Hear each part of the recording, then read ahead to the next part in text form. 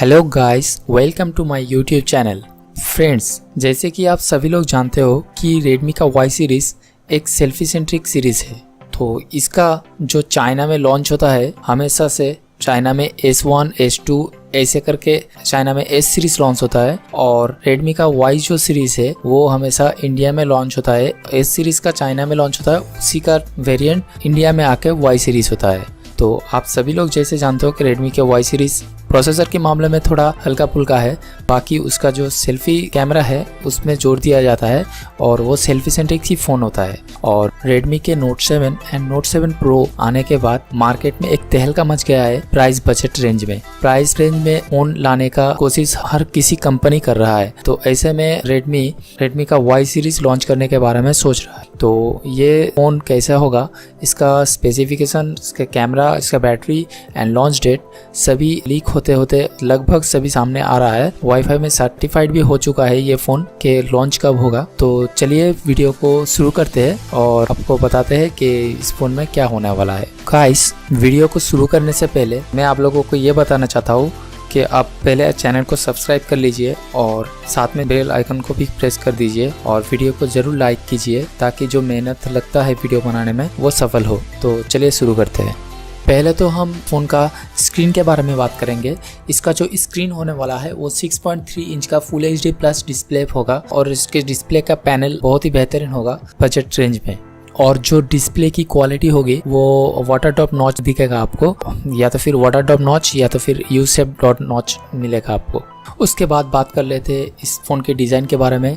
तो हाल ही में रेडमी के नोट 7 प्रो एंड नोट 7 जो glass back and gradient look के साथ आता है, वैसा ही कुछ सिमिलर लुक दिया जाएगा इस फ़ोन में ताकि इस फ़ोन को और भी बेहतर लगे।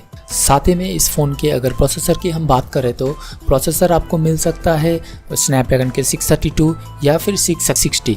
तो ऐसे में तो हाल ही में ऐसा कुछ लीक नहीं आया हुआ है कि उसमें कंफर्म 660 या 632 आएगा। तो मुझे शायद से लग रहा है कि 660 आने वाला है, क्योंकि जो मार्केट का 660 प्रोसेसर है वो काफ़ी बेहतरीन काम कर रहा है। तो मुझे लगता है शायद 660 प्रोसेसर इस फ़ोन में आ सकता है। साथ ही में हर बार की तरह आपको इस फ़ोन में दोनों वेरिएंट मिल जाएगा।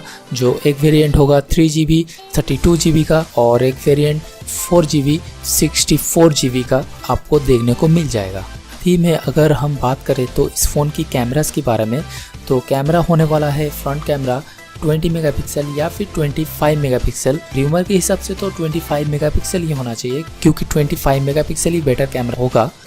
और इस फ़ोन में आपको रियर कैमरा देखने को मिलेगा 12+5 मेगापिक्सल का कैमरा, जो काफ़ी डिसेंट पिक्चर क्लिक करके आपको दे सकती है।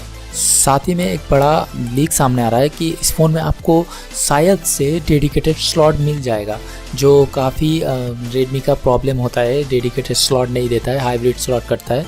तो इसमें तो आपको डेडिकेटेड स्लॉट देखने को मिल सकता है। साथ ही में अगर मैं बात करूं तो इस फ़ोन की प्राइसिंग के बारे में, तो प्राइसिंग 9 से 10 हज़ार के अंदर ही होना चाहिए, क्योंकि रेडमी के वाई सीरीज़ जो इस प्राइस बजट में ही आता है, तो शायद से इस प्राइस में आ सकता है ये फ़ोन।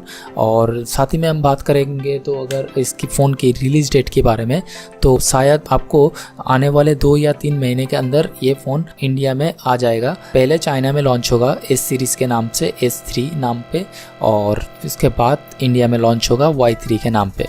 तो गाइस, उम्मीद करते हैं आपको ये वीडियो पसंद आएगी।